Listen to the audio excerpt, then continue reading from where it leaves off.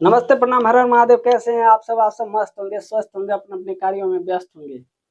मैं राजीव रंजन तिवारी आपके अपने यूट्यूब चैनल ज्ञान मस्ती विथ राजीव क्लासेस में स्वागत करता हूं। लग चुकी है तलब मंजिल की, लग चुकी है तलब मंजिल की, खुद को आग में झोंक देंगे। ठोकरें कहती है मारा जाएगा, हौसला कहता है कि देख लेंगे, देख लेंगे। मेरे प्यारे भाई, पिछले क्लास में हम लोग सीटिंग अरेंजमेंट देखे थे और उसके जितने भी कंसेप्ट हैं हम लोग देख लिए थे। आज उस पे प्रश्न जो बनता है उसको हम लोग देखेंगे। तो सीटिंग अरेंजमेंट का कंसेप्ट कैसा लगा आप लोग जरूर बताइए। और आज का क्लास को जो ये बन रहा है, जो आप लोग देख रहे हैं, आप लोग पूरा देखिएगा जिससे आप लोग को समझ में आए। कि सीटिंग अरेंजमेंट में क्या होता है कि जो प्रश्न पूछे जाते हैं वो बहुत बड़े बड़े टाइप के प्रश्न पूछे जाते हैं, जिसको देख के लोगों को डर लगता है। डरना नहीं है, लड़ना है और प्रश्न को सोल्व करना है। बार बार प्रैक्टिस करने से ही कोई चीज आसान होता है। ठीक है, तो आइए हम लोग सीटिंग अरेंजमेंट देखते हैं।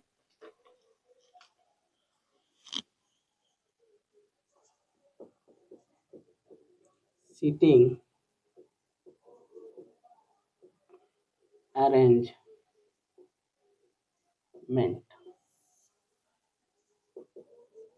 बैठने की क्रम व्यवस्था। इसमें हम लोग देख लिए थे पिछले क्लास में कि किधर बाएं होता है, किधर दाएं होता है। तो एक बार रिकॉल करने के लिए हम लोग देख लेते हैं फिर से। अगर केंद्र की ओर मुख करके बैठा है तो इधर हो जाएगा दाएं, इधर हो जाएगा बाएं। अगर केंद्र की बाहर मुख करके बैठा है तो इधर हो जाएगा दाएं और इधर हो जाएगा बाएं। ठीक है, और इसी में हम लोग जो और सो का जो और का कंसेप्ट देखे थे। जो होता है नजदीक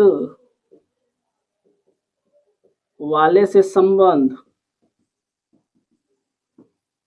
और कम अर्थ होता है दूर वाले से संबंध।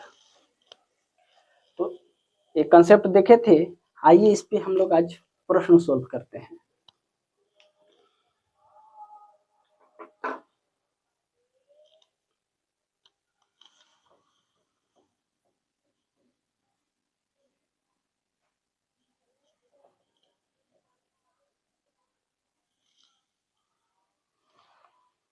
ये रहा आप लोग का प्रश्न। देखते हैं कि 4 पुस्तकें हैं, पी क्यू आर और एस मेज पर रखी हुई है।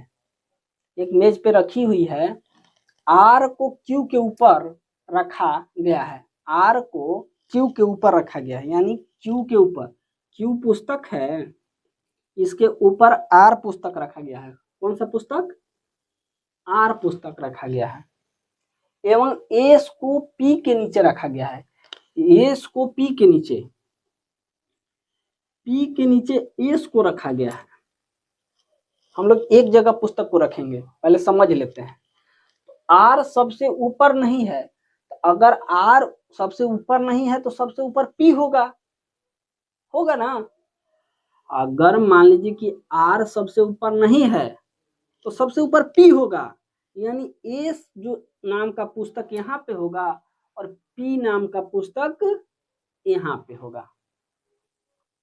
ठीक है, तो 4 पुस्तकें हैं, पी क्यू आर और एस मेज पर रखी है। मेज पर रख दिए, मान लीजिए कि ये मेज है, मेज सटा के लिख, इमेज है, क्यू पुस्तक यहाँ पे है और बोल रहा है कि आर को क्यू के ऊपर रखा गया है। आर को क्यू के ऊपर, तो क्यू के ऊपर आर रखा गया एवं एस को पी के नीचे रखा गया। एस को पी के नीचे, यानी पी सबसे ऊपर है, आर सबसे ऊपर नहीं है। आर सबसे ऊपर नहीं है तो बीच में होगा चाहे नीचे होगा।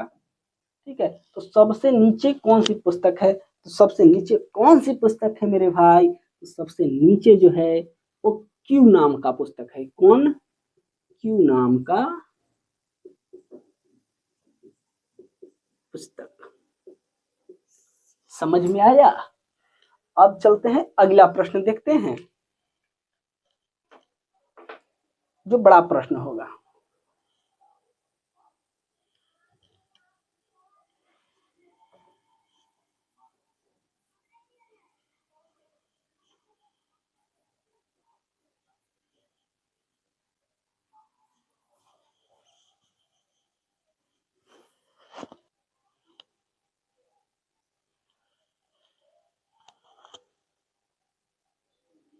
ये रहा आप लोग का प्रश्न, देखते हैं। A B C D E F G और एच केंद्र की ओर मुंह करके एक गोलाकार मेज के इर्द गिर्द बैठे हैं, पर जरूरी नहीं है कि इसी क्रम में बैठे। और इतने बड़े जो प्रश्न आप लोग देख रहे हैं, तो इसमें स्टेटमेंट डाल दिया है कि सी जो है ई के दाएं को दूसरे स्थान पर बैठा है। चल भाई बैठा है। डी एच के बाएं को चौथे स्थान पर बैठा है। एच ई और सी के बगल में नहीं बैठा है। ए एफ के दाएं को दूसरे स्थान पर बैठा है। जी सी के बगल में नहीं बैठा है।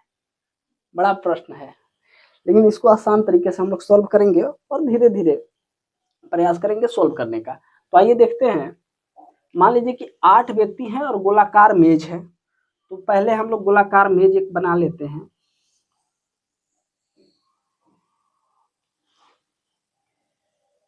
एक, दो, तीन, चार, 5, 6, 7, 8। एक गोलाकार मेज है और मान लीजिए कि कुर्सी लगा हुआ होगा और खाना खाने लोग बैठे हैं। तो उसी के हिसाब से बोल रहा है कि सी जो है ई के दाएं को दूसरे स्थान पर है। माने जो सी जो है ई के दाएं दूसरा। तो बताए हैं आप लोग के जब कॉन्सेप्ट बता रहे थे कि इधर हो जाएगा बायां या बाएं और इधर हो जाएगा दाएं। एक एक करके सॉल्व करेंगे। तो बोल रहा है कि सी जो है ई के दाएं दूसरे स्थान पर बैठा है। तो ई के दाएं दूसरे स्थान पर ना बैठा है, तो ई को कहीं लिख देते हैं। मान लीजिए कि ई को यहाँ लिख दिए और ई के दाएं दूसरे, पहला दूसरा, तो सी यहाँ आ जाएगा। दूसरा स्टेटमेंट देखते हैं कि डी एच के बाएं को चौथे स्थान पर बैठा है। जो डी है एच के बाएं को चौथे स्थान पर बैठा है। तो ये कहाँ बैठा है अभी समझ नहीं आ रहा है, आगे पढ़ते हैं। एच ई और सी के बगल में नहीं बैठा है। अच्छा पता चल गया। एच जो है यहाँ नहीं बैठा है। कहाँ? ई, ई के बगल में यहाँ नहीं बैठा है और सी के भी बगल में नहीं बैठा है, यानी एच ई 3 पॉइंट पे नहीं होगा। प्रश्न के माध्यम से हम लोग को पता चल गया कि एच जो है ई और सी के अगल बगल नहीं बैठा है। ठीक है, बगल में। तो बैठा कहाँ है भाई एच? तो देखते हैं कि ए एफ के दाएं। अच्छा ठीक है, तो यहाँ पहले देखते हैं डी एच के बाएं वो चौथे स्थान पर है। तो डी एच के बाएं चौथे स्थान पे, तो बाएं, तो अगर मान लीजिए चौथे स्थान पे, तो चौथा स्थान करने का मतलब कि मान लीजिए कि 1 2 3 डी और एच, बीच में 3 को खाली रहना चाहिए ना, तब ना चौथा स्थान होगा। तो अगर मान लीजिए कि एच हम लोग यहाँ करते हैं और बाएं बोल रहा है, तो एच का बाएं इधर हो जाएगा। 1 2 3, 3 खाली करेंगे। तो अगर डी को यहाँ बैठाएंगे तो पहले से ही बैठल है, यहाँ नहीं होगा। अगर यहाँ बैठाते हैं, तो 1 2 3, यहाँ भी संभव नहीं है। तो एच को हम लोग क्या करेंगे कि एच जो है उसको हम लोग यहाँ पे बैठाते हैं, यहाँ पे। और बोल रहा है कि देखिए एच के बाएं चौथे स्थान पे 1 2 3 4, यानी डी आ जाएगा यहाँ पे। आगे प्रश्न, ए जो है एफ के दाएं को दूसरे स्थान पे है। ए जो है एफ के दाएं, अगर एफ के दाएं अगर एफ को यहाँ लिख दिया जाए, अगर एफ यहाँ लिखते हैं तो दाएं दूसरे दूसरे स्थान पे ना है, दाएं दूसरे स्थान पे पहला दूसरा, तो ए यहाँ हो जाएगा। जी सी के बगल में नहीं है, जी जो है सी के बगल में नहीं है, तो जी सी के बगल में नहीं है, तो जी यहाँ हो सकता है, तो बिल्कुल हो सकता है, तो जी यहाँ हो गया और सी के बगल में नहीं है, तो छूट कौन सा गया, ए बी सी डी, यानी बी छूट गया, तो बी हो जाएगा यहाँ पे। समझ गए? एक बार फिर से समझिए, क्योंकि बड़ा प्रश्न है और समझना जरूरी है। एक प्रश्न को ही हम लोग बहुत अच्छे तरीके से समझेंगे और इस पे अपने से सीटिंग अरेंजमेंट का प्रश्न उठाइएगा और धीरे धीरे सॉल्व कीजिएगा। एक बार में नहीं बनता है, प्रयास करने से ही होता है। तो आइए देखते हैं फिर से कि मान लीजिए कि 8 व्यक्ति हैं, जिसमें बोल रहा है कि सी ई के दाएं दूसरा, तो ई के दाएं दूसरा, ई के दाएं दूसरा सी सही है, बी एच के बाएं चौथे स्थान पे है, अभी नहीं बता सकते। एच जो है ई और सी के बगल में नहीं है, तो एच जो है ई यहाँ भी नहीं है, यहाँ भी नहीं था, ठीक है, तो यहाँ भी नहीं होगा।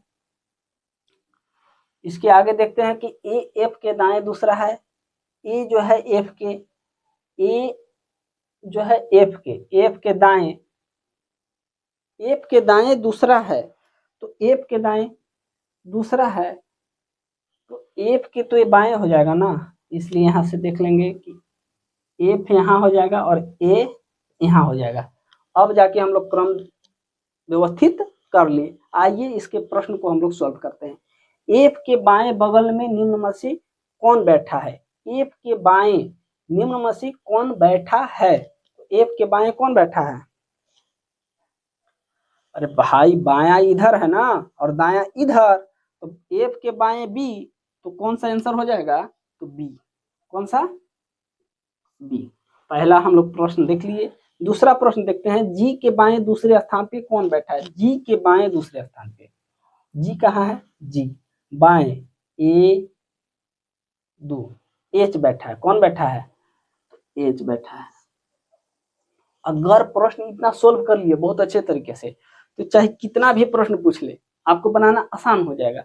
लेकिन यहाँ पे ध्यान देना पड़ता है, ए की जगह पर एफ, जब हम पढ़ाते हैं हमसे जब गलती हो सकता है, तो आप लोग तो अभी सीख रहे हैं, आप लोग से गलती होगा, लेकिन गलती नहीं करना है, बार बार प्रयास करना है, ठीक है। सी के संबंध में एच का स्थान, सी के संबंध में एच के स्थान को हम लोग देखेंगे। सी कहाँ है भैया, सी, और एच कहाँ है, यहाँ, तो इधर दाएं ना, दाएं तीसरा, दाएं तीसरा, पहला दूसरा तीसरा, इधर दाएं होता है ना, दाएं तीसरा, दाएं तीसरा आंसर। नेक्स्ट क्वेश्चन देखेंगे कि क्रम व्यवस्था के अनुसार व्यवस्थित करें, एफ बी, एफ बी, चल भाई ठीक है, D E, D E, A H, A H, B C, B C. तो इससे साफ पता चल गया कि देखिए क्या किया है कि एफ बी, पहले देखा है कि एफ और बी, इसके बाद सी को छोड़ा है डी ई, जी को छोड़ा है ए एच, और फिर एफ को छोड़ा है और बी और सी बताया है।